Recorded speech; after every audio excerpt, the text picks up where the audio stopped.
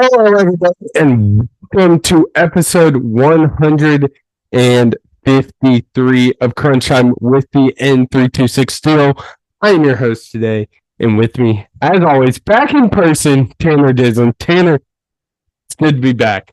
Much better to be back in person, record in person. It just makes things easier. It's so much better. So hopefully that comes through in the episode. Yeah, absolutely. It's been a while since we last talked, so we got a lot to talk about this episode. We're going to talk some NFL playoffs as well as some college football playoffs and the pick'em surrounding that. Playoffmania. Absolutely. But let's kick it off as we always do on episode 153. Here, who's your winner for the episode? Sam. My winner of the episode, it's going to be an interesting one because my winner is this player. And however, I think the team is probably a loser in this situation, but it's pretty awesome for this player who college football fans have known this name for a while. They know how talented he is. And it was pretty cool to see him go out and get his first win in the NFL, Sam. And I'm going with my friend Bazooka Joe Milton, man, because he's awesome. If you remember him back, he committed to Michigan, I believe, and played in Michigan for like 1 year, transferred to Tennessee, came in after Hendon Hooker, played there. We all know the raw talent we can do with his legs and the arm talent. I mean, he's Bazooka Joe for a reason. He's got an absolute rocket of an arm. We all have seen the video of him throwing the orange like 100 yards. So we know how awesome it is. And he got drafted to the Patriots, had a good preseason, and then with Drake May not playing this past weekend, he started and he looked awesome. I mean, granted, he was playing against Bills backups, but he looked awesome. 22 of 29, 241 yards, even threw for a touchdown. And obviously, Patriots fans are probably not happy. They won this game, lost the number one pick. Yeah. But that's not Bazooka Joe's fault. His job is to go out, play football. He did just that. He looked awesome. And as any college football fan over the past couple of years knows how good he is. And when it just kind of knows what the talent's like. So when it all connects, it's pretty cool. So shout out Bazooka Joe getting his first win. He's my winner. Yeah, I mean, he made some highlight plays all day. Where the one where he scrambled and just threw an absolute around and avoided a sack and threw like a 50-yard dart was sick. So that's the type of shit he's always done. Yeah. But for my winner, it's going to be G3 Gelo Ball with his absolute banger that has taken over the world. He might swerve and be in that corner. Whoa. I mean, this song has taken over. It's number one on YouTube, up there in the charts on Spotify. Everybody's listening to it. I mean, I don't know how many TikToks we have seen of teams saying finish the lyrics. The Bulls were bumping it in post game. The Lions saying put that Gelo on after getting a big win last weekend, unfortunately for you. But this song's taken over the world. He just got announced. He's performing at Rolling Loud, which is one of the biggest music festivals out there. So shout out Gelo, man. It's taking over. It's transcending race lines, too. After Iowa beat Nebraska, they played it, and they're like, yeah. You want to see a bunch of white boys dance to this Gelo Ball song? Go check out their Twitter. But yeah, dude, it's pretty. I mean, people love it. It's pretty awesome. And I feel like it because he played a snippet for it on a YouTuber stream or whatever you want to call it, Neon. And like at first, I feel like people were like playing it as a joke. And then everyone started actually listening to it and was like, oh, shit, this is actually fire. But shout out Gelo, man. But Tanner, who is your loser of the episode? Yeah, Sam, my loser, it's not one of those where sometimes we have losers where it's like their fault. It's like, what are you doing, you idiot? This one's not. It's just unfortunate and something that unfortunately has happened a few times now. So my loser is going to be Christian Boston. Because playing in week 7 or week 18 against the Bears, a game that like meant something for seeding, because I think the Packers, who ended up losing and now have to go to Philly, probably wanted to avoid going to Philly and could have done so with a win and a Commanders loss. And the Commanders Cowboys game that got dicey. So anyway, but yeah, Christian Watson, he believes to have suffered another torn ACL in that game against the Bears. Definitely going to miss the playoffs. Visibly emotional, leaving the field on the cart. Obviously, it's another knee injury now, multiple times he had to miss games, and showed a lot of promise on the field. He's got incredible speed, he's got incredible height, has all the makings to be a really good wide receiver, but unfortunately can't stay healthy. So that really sucks for the Packers, sucks for him. Now they got to go to Philly without, arguably their number one wide receiver again. So that sucks. And so Christian Watson, unfortunately, you're my loser. That really sucks. Just another injury. Yeah, absolutely. For my loser, it's going to be something a lot of people have been talking about, Tanner. The whole debacle surrounding Fox Sports. And I'll say do your own research on that. I mean, except Colin Coward and Joe Klatt's are named in a lawsuit. Yeah. Let's just say that. I mean, Charlie Dixon, Skip Bayless, Joy Taylor, Emmanuel Acho are kind of the big names in that one. But we won't dive too much into it, but a lot of people are probably going to get canned from Fox Sports. But Tanner, let's move on. You ready to talk some ball, Tanner? Talk some ball?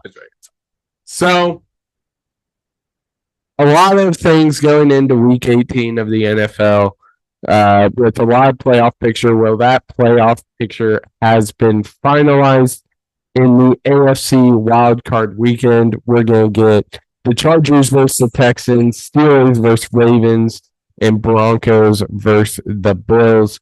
Tanner, out of those three men, what game are you looking at being the must-watch of those three? I think it's got to be the rivalry. Yeah. I mean, Chargers, Texans, that's a game, should be a good game. I don't know who's going to win it right now. I might be leaning towards the Chargers, but in general, it's not really one that's going to have a material effect of the playoffs, it seems like. But this one could. I mean, the Steelers and Ravens have played two tough football games so far this year. You telling me it's out of the realm of possibility that Pittsburgh goes into Baltimore and beats them? I don't think it is. And that's, Baltimore obviously sitting at that 3 seed. How many times have we said on this show Baltimore is the most talented team in the NFL? Yeah. Whether they play like it or not, who knows? But they are. So, I mean, if they get eliminated quick, playoff gets kind of turned on its head. And, as a fan, that potential Ravens-Bills game would be insane. So that's what I'm rooting for. But I'm telling you, Pittsburgh could easily go into, well, not easily, but Pittsburgh can go into Baltimore and win that game. So that's the one I got my eye on for sure. Yeah, I mean, I think that's the one everybody has their eyes on. And let me know if you've heard this before, but the Steelers and the Ravens, I don't think they like each other. Really? Yeah. I didn't know that. Breaking news. They don't like each other. Absolutely. But yeah, absolutely. I think everyone's going to be looking forward to that game because not only is this NFL wildcard weekend is some of the best football of the year, it's a huge rivalry that goes back to way back when. Super wildcard weekend. Super wildcard weekend. I apologize. Damn respect. Damn. That's on me. I'll wear that. But on the other side, in the AFC, if you couldn't figure out, the Chiefs secured that one spot with the bye. And then on the other side of things, Tanner, in the wild card, we have the Packers versus the Eagles, the Commanders versus the Bucks, and the Vikings versus the Rams. Talk to me about these matchups. Obviously, selfishly, Vikings Rams. Wow, who would have thought? Pretty awesome matchup. Obviously, played once. It was a good game. Rams ended up winning. Vikings might be. I guess I don't know what Vegas says, but Vikings have the better record. Rams been playing great ball. Finished the season incredibly strong, but the offense has gone to sleep. A lot of storylines there. Not to mention my brother's a Rams fan, so it's a big time in the Dislin household for sure. But for me, it's the one I was rooting for the Bears and the Commanders last week so hard because if the Commanders won or if the Bears won, the Packers would be going to Philly. That is awesome. That is an awesome matchup. Yeah. Hey, I can't stand either team. The fact that one of them two gets eliminated in the first round, cinema. I love it. Absolutely love it. And the game should be awesome. I mean, we all know the Packers can beat anybody on any given day. They can also lose to anybody on any given day. I think the same thing can be said with the Eagles. I mean, it's going to be an awesome matchup. So I think Green Bay going to Philly, and I think Green Bay is probably one of the only teams on this list, or that in the NFC, Sam, that would go into Philly, play outside in Philly. And I mean, the fan atmosphere is one thing, but just playing outside in January doesn't phase the Packers at all. It would phase the Lions. They play inside. Vikings play inside. Rams play inside. Maybe it wouldn't phase the Commanders, and the Buccaneers play in Tampa. So this is the one team where going on the road in January playing outside doesn't really matter. So I think that is something that deserves to be said, and this Packers Eagles game should be awesome. So that's the one I got my eye. Yeah, absolutely. I think that one's going to be electric. I think all these are incredible matchups. I think on the other side, there's kind of a favorite in most of them. Obviously, Steelers versus Ravens. It's a toss-up just because of a rivalry, but I don't think anybody's arguing the Ravens are the better of the two teams. But on this side, I could see any of these going anyway. It's going to be insane. Exactly. And that shouldn't come to shock to anybody because the NFC has been absolutely chaos the entire year. Tanner, we could say your predictions and we'd probably all get it wrong. So let's tier these. I like this. I like these guys. So it's going to be called Contenders, Pretenders, and just downright long shots. So one, I want you to tell the people. So that's going to be your true contenders. So teams that are legitimate threats to win it all. Tanner, talk to me. I got 4 locks. I'm debating about a potential hot take, Sam. And I'm going to do it. I'm going to do the hot take. Ready? My contenders: Lions, Bills, Ravens, Eagles. The Eagles. Those are my contenders. The Eagles, Tanner. Explain that one. Explain that one. Contenders. The Eagles are so tough, man. The main difference, 2 main differences from last year to this year. Obviously, we know the Eagles absolutely crumbled last year. 2 differences: defense and Saquon Barkley. That's true. That's true. That's all it is. This Eagles defense has completely flipped. Vic Fangio, the new DC, turned things around. Their secondary was one of the worst in football last year. They've added 2 of the best rookie players in football this year with Cooper DeJean and Quinyon Mitchell. Shout out. Shout out. They've plugged right in and just completely overhauled that defense. So I think that defense can play with anybody. And Saquon is that type of player where you can just force feed him the ball and he can keep you in a football game. I mean, I'm watching, these last couple of weeks, specifically that game against Dallas. Sorry to bring it up, but Kenny Pickett starts, Tanner McKee comes in. They just turned around and said, "All right, 26, like keep us in this football game," and they ended up winning like 38-7. He's just that type of guy where you can give him the ball 30 plus times and he will keep you in a football game. So with those 2 things, man, I think they deserve to be in that contender tier. And Sam, they're the number 2 seed. Like, I like their path. Yeah, I like their path a lot. And until the NFC Championship game, which the Lions have to make, but until that, they'll have home field advantage. So, yeah, those are my 4 contenders. Yeah, and there's 1 team missing from that list. Yeah, I don't know if I agree with you. Now, did you have 3? I have 3: Lions, Bills, Ravens. Okay, I think, and obviously everyone knows the one that's not included, which is a 1 seed. The Chiefs. Okay, that was because to be honest with you, the Patrick Mahomes effect was almost enough to put that in contenders, but I decided not to. Yeah, but the thing I agree. The Eagles, I like their path. I like what they've done. The quarterback situation, Jalen Hurts. Yep, that's concerning.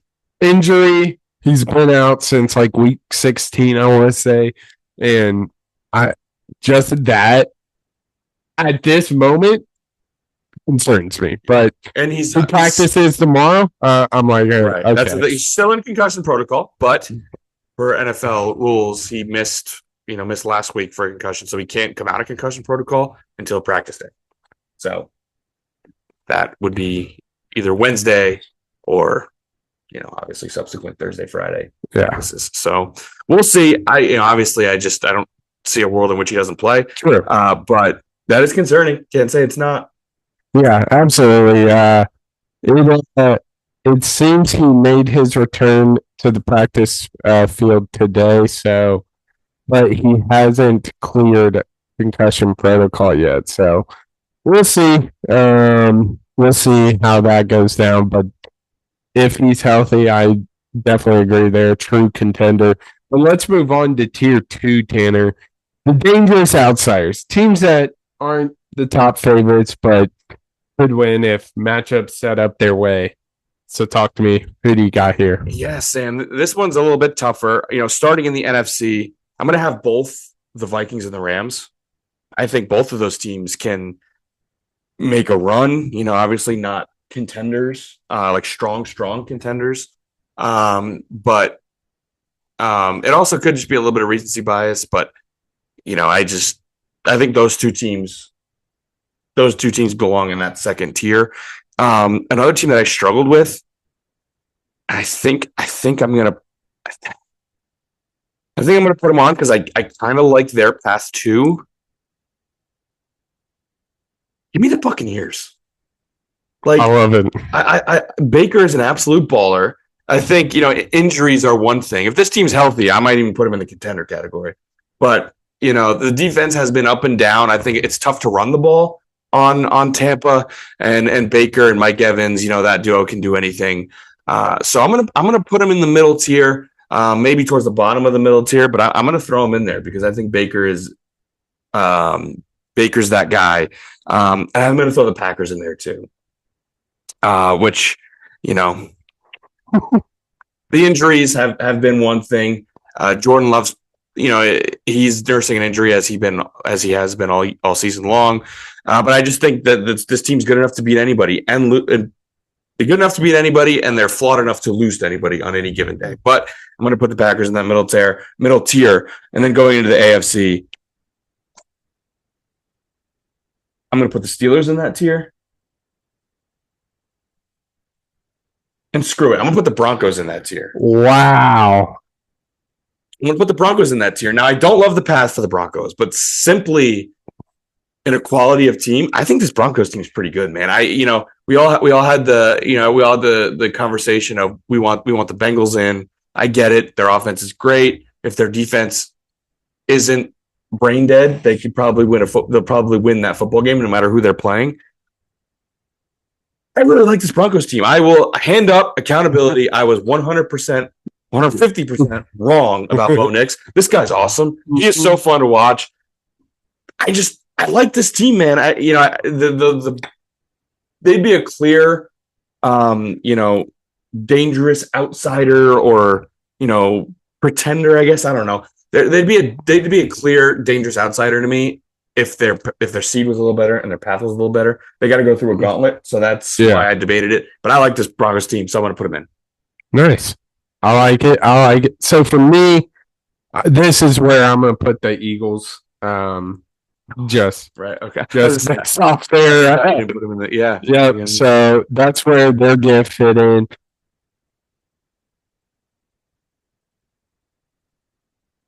I'm going to put your Vikings in there, Tanner. Okay. I think, obviously, with the game last week, didn't look great. But Sam Darnold has been very consistent this year. I think what sets them apart this year compared to previous years is they have a defense that doesn't make Sam Darnold have to put up Kirk Cousins numbers. And so I like them in this category. Do it. Oh no, I'm not. I'm not good at. I'm nice. I think I'm gonna do. I think I gotta throw the Packers in there. Unfortunately, Yeah. it's kind of disgusting. So I just hand up another. I messed up. I thought there were 3 instead of 4, so that's why I have so many in that. Okay. So I'll revise mine Okay. after you're done Okay. because I didn't realize there was a third. For some reason, I thought it was Contenders, Outsiders, and then Longshots. So I will revise. Okay. My dangerous outsiders. I'm gonna go Vikings. I'm gonna go Packers. And I'm gonna go Rams. I'm gonna go with those 3. So Vikings, Rams, Packers. Yeah. Okay. Gotta get it right for the graphic, you know. But I think Eagles, Vikings, Packers is kind of where I'm sitting in this one. Just don't know. The thing I'm having problem is the Chiefs. Because they can. I'm gonna put Chiefs there too. I completely forgot about that. Holy crap! I completely forgot about the Chiefs. I'm like, okay. Because my mind just goes to the wild card team because you assume the one. And I'm looking at the graphic now, and I didn't even look at the 1 seed. So yes, the Chiefs will go there for me. Okay. All right. Okay. Yeah. So I screwed this whole thing up. It's screwed it all up. That's okay. Screw it. I'm gonna put the Steelers in here. I don't know why. I wish I had a better explanation for that, but they can get hot like anybody. So, and I kind of like their path. Obviously, the Bills sit presumably sitting in there and just being a rivalry. I kind of like it. But let's move on to the Pretenders. Okay. Now this makes more sense here. For my Pretenders, you see, I'm gonna put Tampa Bay here because I don't think they're a long shot. They are injured. They're very injured. Yeah. And a healthy team, I think, as I said, a healthy team might be a damn contender or a dangerous outsider. Yeah. But they're just too injured. So I'm gonna put Tampa Bay here. I'm gonna put Pittsburgh here. Just not enough firepower on offense. They're going back to their old ways. But it's a good football team. And again, I see a world in which they go to Baltimore and they beat that team. So again, not quite a long shot, but yeah. But I'm going Pittsburgh in here, and I'm going Denver in here for everything I said. I like the makeup of this team. I do not like their path at all, I don't like their path at all. But I do like the makeup of this team. I just don't quite sure if they have enough playmaking yet. Bo's awesome. They have some wide receivers who've been awesome this year. Mims comes to mind. Just not that number one guy to go out and get you a Super Bowl. So I'm going to put them in this category now, and I'm liking this makeup way more than 4 tiers. Yeah. So yes, I'm going to go with those. Okay. Was that 3? Yep. I like the Bucks here as well. I like you said, super injury ridden. I find it very hard, but it's the NFL playoffs. We'll see. I mean, winning over the Commanders could be a little tough. So I'm gonna put the Bucks there. I'm also gonna put the Commanders here. Okay. I just think just when Jaden Daniels, like he could just ball out. Is that good, man? He's and then I'm gonna put the Chiefs here. Wow. I'm gonna put the Chiefs here. Full-fledged pretender. Full-fledged Tanner. Wow. Nothing like I just have not been impressed with them all year. Me neither. Like literally not at all. Like it's unreal that they only had one or 2 losses. Was it 1 loss? So they definitely lost to the Bills. I'm checking to see if they lost another game. I think they did, but at the same time, they might have not. Yeah. And then they lost the Broncos in the last week. Then they didn't play anybody. Yeah, you take that with a grain of salt. And then The Rams. I think they have a shitload of talent, but I I just don't see it happening. I mean, if they had if they were on the other side of the bracket, I might bump them up to dangerous outsiders. But the fact they play the Vikings, who we all know the talent on that team plus the defense that has popped up for them this year, and then next week going on to if they win that one, they face one of the hottest teams, probably one of the best teams in the and not probably is one of the best teams in the NFL in the Lions. I just don't like those matchups for them. So those are my pretenders: the Bucks, Commanders, Chiefs, and Rams. All right, and then the long shots. Yeah, so my long shots, I'm gonna have 3 if my math checks out. Yes. Okay. So my first one's gonna be the Commanders. They're awesome. Just too young. And like Jaden Daniels could do something crazy. That'd be awesome. It's just again the rookie quarterback doesn't seem likely to me, so I'm going to put them in that long shot category. Then my other one, evidently they play each other. The Chargers and the Texans. I think those are both long shots. The Chargers, again, incredible turnaround.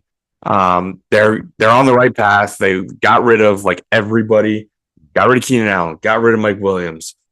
And of course, brought in Harbaugh, completely turned things around.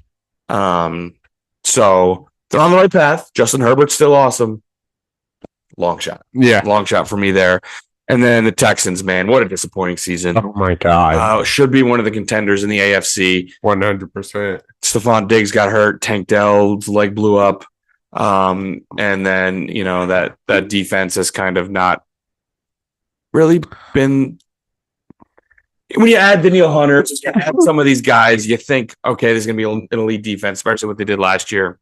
Didn't really shake out that way. Yeah. So, an unfortunate season for the Texans, an injury-riddled season for the Texans. So they're just going to be a long shot for me as well. Yeah. Yeah, we have a lot of same teams here. You had the Commanders. My other team's going to be the Broncos. I love Bo Nix. I love what he's done all year, but the inexperience could get to him, and I don't think they have a extremely talented roster. And facing the Bills, never a matchup you like to see. And then, of course, like you said, Chargers, Texans. That just do not see that in any which way. So, that is our contenders, pretenders, dangerous outsiders, and long shots, man. It's a key fourth. So I just want to recap because I got confused. I'm an idiot. But okay, so we're back. My contenders are the I think I should have 4. Yeah.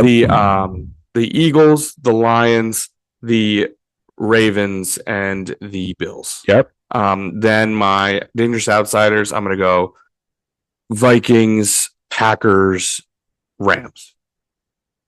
Yep. And then my pretenders, I'm gonna go with the Buccaneers, the Steelers, and the Broncos. Yep. Okay. Yep. And then my long shots, the Texans, the Chargers, and the Commanders. Yep. Okay. Perfect. Gotta get that graphic right, but yeah. Sorry for screwing that up, but we're back. We're back. I'll right hand up. I'll admit the title definitely threw you off. It did. Yeah. So we're gonna make adjustment there. It's Super Wild Card Weekend. I am not the biggest NFL fan, to be honest, but this weekend is unreal. The NFL playoffs are awesome. And like they are. we all our minds go straight to Super Bowl Sunday and like in the conference championship, which I get. Super Wild Card Weekend and the divisional weekend. Yeah. And I want to give a shout out to the NFL. They don't do a lot of things right. This is true. But they are the only like major playoff in American sports, both college and professional, that reseeds. It's almost like the number 1 seed deserves the easiest path. So shout out to the NFL. I think reseeding in general is a good thing. Shout out to the NFL for doing it. Yeah. College football. Yeah. Take notes. But college football really take notes. And although out of all of those that I said that I don't, the one that I vehemently do not want to reseed is March Madness. Do not reseed. Yeah, please. The bracket's too big. And don't expand it. That too. Do not expand it too. Things you just don't touch it. But I think, don't touch it. It's not as perfect. It's glorious. Don't touch it. Yeah. There's a reason why everyone says it's the best. Yeah. But all of the other ones, like college football, I think the NBA could possibly do some reseeding as well. Oh, they could do a lot of things. Yeah, their playoff is broken, but product. Just product in general. But yeah, speaking of the college football playoffs, you ready to dive into those? Of course. Matchups. So we kicked off Penn State, Boise State. When how we thought. Boise State did kind of in the second and third quarter when it looked like it might get ugly after the first quarter. They bounced back. Yeah. They were within striking distance, and it was enough to where the game was entertaining. Yeah. But it never really felt like Penn State was in any game. No. And Ashton Jonty. Tough game. Yeah. But let's put it out there. He was running against Mountain West, and he faced probably one of, if not the best rushing defense in Penn State. And that showed. Right. They played a top defense, and the thing about this is they played a physical defense, right? The other really major comparison would be in week 2 when they played Oregon. Now, Oregon, great football team. Their defense was pretty good this year. I don't know if I'd call them the most physical defense in the world. Right? So when you play Penn State, just a hard-nosed, physical, plug the gap in the trench type of defense, he struggled. Yeah, absolutely. And but there were some runs where like he ended up with like 5 or 6 yards where I'm like, how the hell did he get 5 or 6 yards? Exactly. He's got 2 guys on him in the backfield immediately. And it doesn't help when Boise State's quarterback cannot complete a pass if its life depended on it. So they stacked the box, and once they did that, it was ugly. But I mean, as much hate as I give Alar, he played extremely well this game. 13 for 25, 171 yards, 3 touchdowns. That's our stat line that will show out to you when looking at this game, but he was impressive this game. Very well balanced game for Penn State.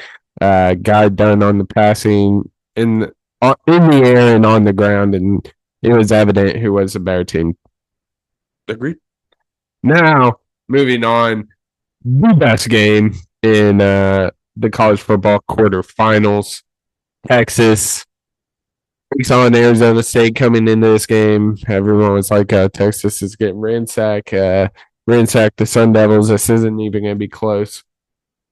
And then Cam Scabo answered the call. Absolutely amazing performance. Unfortunately, his performance wasn't enough for the Sun Devils to move on. Texas gets a win here, 39-31. Yeah, Sam, this game deserves to be treated like time. Like the first half, we're gonna go. That was BS before Scatabo. After Scatabo, like it's just he was nowhere to be found. It sounded like he was the announcers were saying he was throwing up on the sideline. Looked like Texas had full control. People were talking. I know, like Brandon Walker of Barstool Sports, he tweeted something like, "Not a good look if your best player is like run out of gas." Like he didn't have any juice. And then, like 20 minutes later, quote tweeting and said, "I may have single-handedly turned the best football player in the world." But dude, it was crazy. Like he was just nowhere to be found. He wasn't doing much, and then he did everything. And so this game had everything. This was one of those like this is college football games. You had the comeback. You had one player going nuclear. You had a missed targeting. You had a ball don't lie with missed field goals. You had college kickers. You had overtime. You had a 4th and 13 that a 4th and 13 that was for the game that they can. Where Texas was down to the last play. You had everything. Absolutely everything. Yeah, this is textbook college football. Why it is one of the best sports of all time. Shout out Jake the Snake Plumber too. Yeah, absolutely. But Bert Auburn. Ah. Good Lord, he's been on a rough stretch since the SEC championship. Yeah, it's been a rough go. It would have been very ugly if they end up losing this game because he left a lot of points on the board. Sure did. But you mentioned the targeting call. Did they get it right? No. Yeah. That was targeting if I've ever seen targeting. Honestly, textbook targeting. Yeah, it was and it gets so hard because like I'm pretty sure Arizona State had a player who missed the first half because of a targeting call he got in the second half really? of the week before against Iowa State. Yeah. So, which is a month ago at this point. So, like, you got a team that's punished for a targeting call, and man, it's really tough because you don't want someone to be ejected for targeting. That's a rule that we're like, we're happy at targeting didn't, but that was as what does it get? Yeah. I just and that sucks. But in the end, I'm glad to say, like, obviously we could say, oh, but if you got it, then they're in field goal range. Yes. But they did go to overtime. We did get the ball on tie with Bert Auburn. So like, I'm obviously if that goes in, I'm 100%. Arizona State got screwed. They shouldn't, Yeah. Now it's a little bit harder to say that with the overtime, but still, there's a world where that gets called and Arizona State kicks a field goal and wins the game. So yeah, absolutely. It just felt like this game. Once it kind of got into that second overtime, you're like, oh shit! This Arizona State made an incredible comeback. Cam Scabo has literally done everything. He's a leading rusher, obviously, leading receiver. He threw for a damn pass. This dude was an absolute stud, and even that performance couldn't get done. It sucks, but Texas ended up moving on. I knew it was done when they got the fourth and 14 or whatever for the touchdown. Yeah. And then of course, then the very next play was a touchdown in the second overtime. And it's like, oh boy. Yeah. Oh boy. Yeah. You need to see that. Yeah. It was definitely a big Arizona State guy for that game, but who I thought.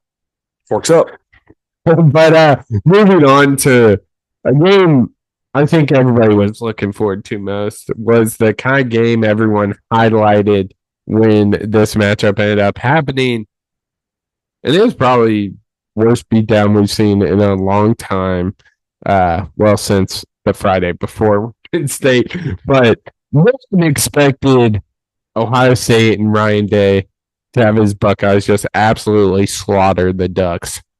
41-21. Taylor, talk to me. That was unbelievable. I tell you what, Sam, it is not a good strategy. I'm going to put this out there. My advice is free, okay? Here, Texas. Cover Jeremiah Smith. What? The end. Hot take. Hot take. The end. It's hot. I know. That's a hot take. That guy is unreal. Unbelievable. That guy's really good. And might just be a casual, but I feel like we hear a whole lot about it. Not too much. Like I mean, Ryan Williams, 17-year-old.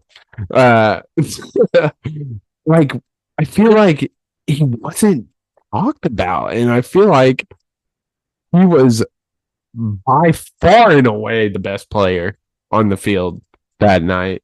Yeah, I mean, I was working and I was like, oh, I'll be able to catch Ohio State the maybe second quarter, second half of this. Ohio State. It's already 42-0 down. It's I look at my phone, I'm like 14-0. All right. That's not too bad. A couple minutes later, 17-0, 24-0, 31-0, 34-0. I'm like, well, that was yeah. I mean, like what happened with Oregon looked like they were sleeping. Like it is just, I don't know. I have no idea what it was. If it was the rest, they were number one seed, or the fact that they've already beaten Ohio State this year. mix of all three. No idea, but they came out and literally looked like they were playing freaking Western Kentucky. Sorry, Western Kentucky, you just got astray, but like they're playing a mid-major or a 5. Sorry, this is basketball. And yeah, dude, and it was crazy. They just before they could blink, they were down 24-0. Yeah. Are you looking at these stats there? I'm not. No. Please look at the rushing stats in comparison. Oh God. Oh God. I'm pulling it up. Team stats, rushing. Oh God. Minus 22 for the game. Oof. Now, in college football, sacks do count as negative rushing yards. Still, most teams that's for every game, by the way. That's not just college football game. Sacks count as negative rushing yards. So every football game where you see teams have positive rushing yards, they've overcome those sacks. So yeah, they really got nothing going. Like there was just nothing they could do, dude. Yikes. They were just completely and totally Gabriel, negative 46 yards. Ah, baby. I mean, 34-8 at half. I think everyone thought this game was going to be super competitive, super fun. That was the popcorn game. That was the rematch. The number one seed who already beat Ohio State versus maybe the team that's playing the best right now and maybe the most talented. And it was a complete total blitz. And because it was the Rose Bowl, the Rose Bowl doesn't wait for anybody. Yeah. So the other game went to overtime. Rose Bowl still started on time. They didn't wait. So by the time most people were able to switch over their TVs, it was 14-0. Yeah. Jeez. Yeah. I mean, thought Oregon was going to win the whole damn thing, Tanner. I am on this podcast saying they are the most complete team, and boy, that might be one of my worst takes of all time because they got absolutely slaughtered. They get slaughtered, yes. But moving on to this next game, down in New Orleans, of course, it got delayed. Yes. Due to the tragedy that happened early New Year's Day. But Notre Dame ended up winning this one 23-10. Tanner, give me your thoughts. This is going to be Notre Dame's formula. It's what it has to be. They got to play good defense. You got to be able to run the ball, play good special teams, and really just handle the flow of the game. Because Georgia, unfortunately, without Carson Beck, the offense was a little tough. And it wasn't, I don't know if it's the adrenaline or whatever, but when what the hell is his name? Who the Georgia quarterback's name? Gunnar Stockton. When Stockton came in against Texas, their offense was just as good as it was in the first half. Granted, they weren't good in the first half, so maybe that has something to do with it. But he came in and it did not look. Their offense looked completely out of sync. Yeah. Georgia never really had a chance in this one. It seemed like, but especially after they hit a big play, Sam, and they had to move back 15 yards because of contact with an official. Yeah, that's tough. That poor guy. Yeah, we love hating on players. Let's be honest. But saying that, single-handedly lost Georgia the game is insane. That's not true. That's insane. That is an unbelievable statement for sure. Now, Parker Stone, I think is his name. Parker. I'm sure we can find it. Confirm that real quick. But dude, it was absolutely diabolical from the broadcast. They showed him like 85 times. Did you find his name? I'm still looking. Parker Jones. That's what. So they're literally just like, oh man, Parker Jones ran into the official. Man, feel bad for that kid, Parker Jones. Yeah, look at this. This right here. This is Parker Jones. In case you're wondering, Parker Jones, everybody, he's the one. Now, this isn't Parker Jones' fault. We don't want to blame Parker Jones, but Parker Jones did this, and that was Parker Jones. That was unbelievable. It was Unbelievable. unreal. But yeah, that was definitely a funny moment from a spectator point of view. Definitely not the reason why they lost. Unfortunately, they did have to settle for 3 on that drive, but they just got nothing going on offense the entirety of the game, and that's how you're going to have to be Notre Dame's formula. Yeah, and to be honest with you, Tanner, I would say Notre Dame really got it going on offense either. Like it was kind of an ugly game, honestly, but the killer was the special teams touchdown. Yeah, the kickoff return. I believe it was to start the second half. That's not how you want to start a half.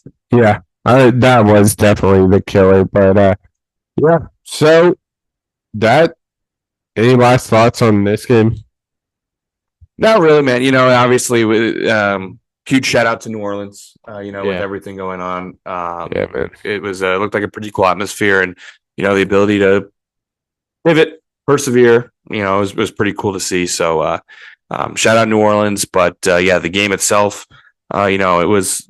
The score isn't all that exciting, but I did have fun watching. It was a good game. It was fun. Yeah. But so we set up the semifinals. We have Ohio State taking on Texas and Notre Dame versus Penn State. Let's look at this first matchup. Ohio State, Texas. This game is going to be awesome. Yes, it should be. Should be. Yeah. Should be. It's not Ohio State, Oregon was going to be awesome. But yeah, it should be awesome. Prediction? You got a prediction for me? I do. It's not flashy. Ohio State wins because they're playing the best football right now. I honestly think Ohio State might win by 2+ touchdowns. They might. The thing with Texas, they have to avoid being Texas because the Quinn Ewers thing and the Texas thing, you will watch 2 drives of Texas and Quinn Ewers and say, Quinn Ewers, every team in the NFL needs to trade this guy, and this offense cannot be stopped. Then you'll watch the next 2 drives and be like, this guy sucks. This offense sucks. Yeah. What the hell happened? And it happens every time. How many times a game where you're like, dude, just throw the ball to Golden every time. This is unreal. Yeah. And then you're like, what happened to Quinn Ewers? This offense hasn't gotten a first down in three series. Like, what is happening? So they need to avoid being Texas in that regard, and the defense really needs to step up, especially in that second game. Yeah. I think this could be ugly. I got Ohio State here. Now to the other side, this is gonna be some old school football. Penn State versus Notre Dame. Talk to me about this matchup, man. Oh man, both teams want to do the same thing. They want to play good defense. They want to stop the run, and they want to run the football. How many times have you heard that in a football game? Run the ball, stop the run. Run the ball, stop the run. That is the definition of Notre Dame and Penn State this year. Who can do it better? I don't know. I think the first team to get it going in the passing game is going to win. And I just think I trust Penn State a little more in the passing game. The best threat in the passing game is Tyler Warren. Yep. He will come into play in this game without a doubt. Drew Aller will do enough through the air, specifically to Tyler Warren, and Penn State gets it done. So I think we have an all Big Ten title game, Penn State versus Ohio State. And who's winning it? You are out of your mind if you think I'm picking James Franklin to beat Ohio State. Anytime, let alone in the national championship, let alone this Ohio State team, and to cap it off in the funniest season of all time. Most talented team in college football, whatever, lose a heartbreaker on the road, number 1 team, whatever, it is what it is. Lose, what I call the worst loss in college football. Then just go out and dominate everybody and win the national title. Yeah. That's what's going to happen. And then Ohio State fans will forever be looking at the season and be like, that was awesome. What the hell happened against Michigan? That was awesome. What the hell happened against Michigan? Hey, Ryan Day and Chip Kelly, coach like you have the other 16 games on your schedule, and don't think you need to do anything different because it's Michigan, and you win that game by 50. So Hey, Michigan beat the hypothetical national champs, They did. the Crimson Tide. You're right. You're right. You're right. However, Sam, you didn't know that if Alabama got in the playoff, they would have wanted to be there. True. So, really, hypothetically, Alabama beat Michigan in that game. You're so right. Yeah. So I get a grip, buddy. I did enjoy Bama losing. Obviously, How to play football in the meantime. I Turnovers on the first 3 possessions. They lost. South Carolina got beat. It would have just been icing on cake if Ole Miss lost, man. But unfortunately, they played Duke. Real quick, one word answer is Caleb DeBoer, the head coach of Alabama, in 2 years. 2 years. So they won't fire him going into next year, I don't think. But after next year, will he be the coach the year after? I think so. Think so? I think just the name, obviously that factors in his recruits. I just think Bama is just known, not technically him, but the name of Alabama is stuck with the hierarchy of college football. So I think he'll still get the 5 stars. That's an interesting question. My answer? No. Really? Yeah. I don't. Who's playing quarterback for them next year? No one knows. Big time question mark. And again, if they have another season of this year where they're a good team, not great team, missed the playoff, he's gone. Yeah. If he doesn't make the playoff next year, he's gone. Yeah. Because that's the thing. It's a double-edged sword. You're Bama. Sure. You get all the recruits. That's awesome. That is true. You're Bama. You don't make the playoff. But yeah, that's true. But you're never going to get another Nick Saban. No. It's just part of it. So that's the college football playoffs. A little update on Pick'em. Real quick, actually, one more question. Go for it. Is the SEC dead? It might be. Well, Texas is really Big 12, so that's a Big 12. Yeah. Yeah, that's true. Well, hypothetically, they would win. They're not dead because hypothetically they won it all. You're right. Exactly. Now, some people, not me, of course, some people would like to point out that the SEC is now dead. Bama didn't make the playoff. Georgia didn't win a game in the playoff. Last year, Georgia didn't make the playoff. Bama didn't win a game in the playoff. And those happen to be the first couple of years where you can now every team can legally pay their players. Yeah, and that's when the SEC is now dead. It's crazy. Some people bring up, Nick Saban retired and Carson Beck's injured. We don't worry about those people. Some people say that the SEC is now dead because other teams are players, and I think that is an interesting. I'm not saying it, of course, but some people. I think that's an interesting take. It's an interesting take. Yeah. I will not say if I agree or disagree, but it's interesting. Last question in regards to college football. College football playoffs are awesome. Loved it this year. We'll make improvements, as we said on last episode. Bowl games, Tanner. We're personally, I think the best bowl games, not necessarily for the play on the field, but just a I don't even know how to say it. The atmosphere, I guess, of these 2 games, I'd say 3 games. The Duke's Mayo Bowl. Yeah. The Duke's Mayo Bowl, because they obviously do the Mayo Bath. Mm-hmm. The Cheez-It Bowl. Yep. The Cheez-It Citrus. Can we change get that? A grip. Get citrus out of it. Good Lord. And then the granddaddy of them all. Yes. And I think those 3 have perfectly adjusted to the new bowl season, because let's be honest here, a lot of opt-outs, and you're not watching for the best football. Have some around it. Sam, I could not agree more. You need announcers eating the food of the sponsor or interacting with the sponsor somehow. You need mascots dying. the MVP of the game, choosing which one they want to eat. Yeah. You need interactive trophies with a toaster in it. Yeah. You need all that stuff, and it's awesome, dude. It's so fun. And adjusting the sidelines of. Did you see the sidelines for the It's so awesome. I'm gonna be honest, Tanner. Call me casual, but those are like the 3 non-playoff bowl games I watch. They're awesome. Because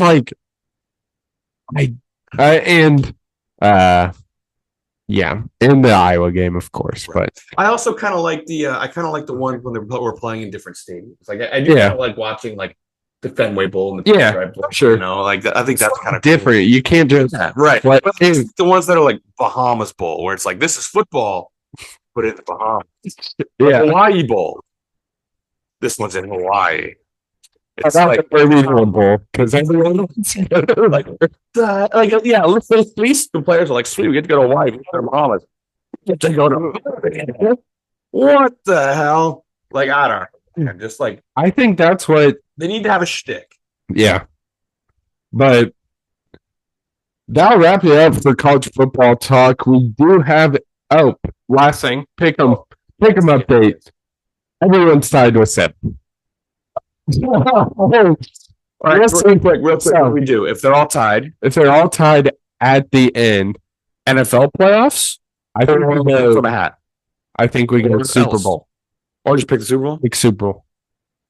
But what if they all tie that? Can tie. Shit. Does this roll? If they tie, does it roll over March Madness bracket? We have, and if they tie, they roll over the March Madness, and the 3 of them, however many are tied, are put in a pool. Whoever has the best record, I like it, wins the year. We'll have to think. We'll think about it. I kind of like that March Madness. I kind of do too. I like that. Well, we'll give the official update, but right now we're leaning towards March Madness. But we'll see. So everyone's tied with 7. Alonzo missed the Indiana game. I think I can't remember the games. It's on our social, so check it out. I'll post an update for their picks this week. But Tara, let's wrap it up with a question from Carol Godsey. My mom, she wants to know, what is the best vacation you have ever been on? Sam, I know for a fact I'm falling victim to recency bias here. I'm going to go one from this year because it's fresh in the mind and it was awesome. Me and my family went to Alaska this year, and it was freaking awesome. We went on a fishing trip. Pretty much, we had awesome views, awesome fishing. I caught a 52-pound halibut. Nice. Which was awesome. It was a son of a bitch to reel in. I had to take like a 15-minute break after. It legitimately took me 20 minutes to reel it in. But it was awesome. The views were awesome. The fishing was awesome. It's just like a whole different, obviously, part of the world. So yeah. And it was in like the U.S., so like everything was in English. There was no like currency or anything. Yeah. It was all, so it was like comfortable in that sense, but also like wildly different. So I think that's going to be mine. Alaska. That's a good one. Yeah, I've been fortunate to take some really cool trips in my life, but I think the best vacation was last Thanksgiving. St. Thomas. Yeah. Free electric. I got engaged there. Surprised my fiance with her family, and we just got lit and had a grand old time. Did some island hopping down there. It was awesome. So I think that's gonna be mine. So to recap, Sam got engaged. They got lit. It's true. It's true. And island hopping, can't forget that. That's it. I love St. Thomas. That was my second time there. It was awesome as the first. So that's gotta be the best vacation ever. But that will wrap it up for episode 153. Talked about a lot this episode. Kicked it off as we always do with winners and losers. Talked a little NFL and college football playoffs. Did our tiers in the NFL, and of course, talked about the slaughterings of all the matchups in the quarterfinals.